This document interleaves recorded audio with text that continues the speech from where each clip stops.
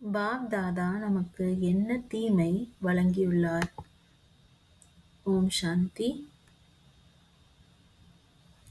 Pop தாதா நமக்கு வெற்றியாகுங்கள் மற்றும் வெற்றியாக்குங்கள் என்ற இந்த தீமை நமக்கு கொடுத்திருக்கின்றார். நாம் நமது ஸ்தூல மற்றும் சூக்ஷ்ம விஷயங்கள் அனைத்தையும் வெற்றியாக்க வேண்டும். நாமும் வெற்றியாளராக ஆக வேண்டும், மற்றவர்களையும் வெற்றியாளர்களாக ஆக்க வேண்டும். நமது சமஸ்காரங்கள் மேலும் நமது அனைத்து சக்திகள்,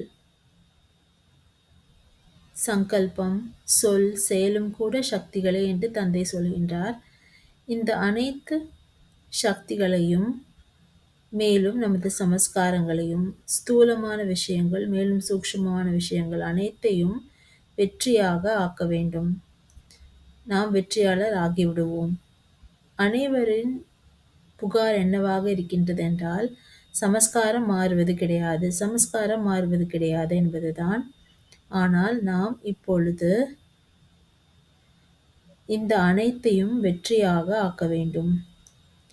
மேலும் வெற்றியாளர்களாக மற்றவர்களையும் ஆக்க வேண்டும். அதற்கு நாம் மன்னிக்கும் கடலாக இருந்து கருணையுடன் போதனை தர வேண்டும்.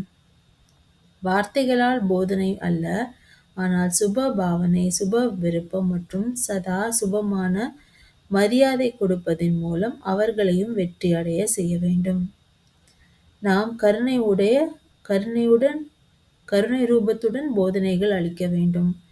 அப்படி நாம் கருணை கொள்ளவில்லை என்றால், மன்னிக்காமல் கருணை கொள்ளாமல் போதனை கொடுத்தோம் என்றால், அவர்களும் கூட போதனையாளர்களாக இருக்கும் காரணத்தினால் நாம் ஒரு அறிவுரை கொடுத்தோம் என்றால் அவர்கள் அதனை துண்டிப்பதற்காக 10 கருத்துகள் எதிரே சொல்வார்கள்.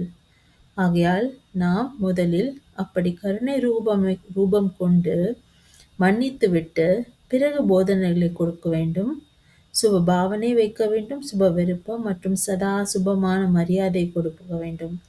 இதன் மூலம் தான் அவர்களும் வெற்றியாளர்களாக ஆவார்கள். நாமும் நமது சமஸ்காரங்களை மாற்றிவிட்டு, அதாவது வெற்றியாக்கிவிட்டு, சக்திகளை வெற்றியாக்கிவிட்டு, நமது எண்ணம் அதாவது சங்கல்பம், சொல், செயல்களையும் வெற்றியாக்கிவிட்டு நாம் வெற்றியாளர்களாக ஆவோம். அவர்களையும் வெற்றியாளர்களாக ஆக்கிவிடுவோம். இதுதான் பாப்தாதா கொடுத்திருக்கும் தீம் அல்லது தலைப்பாகும். ஓம் சாந்தி.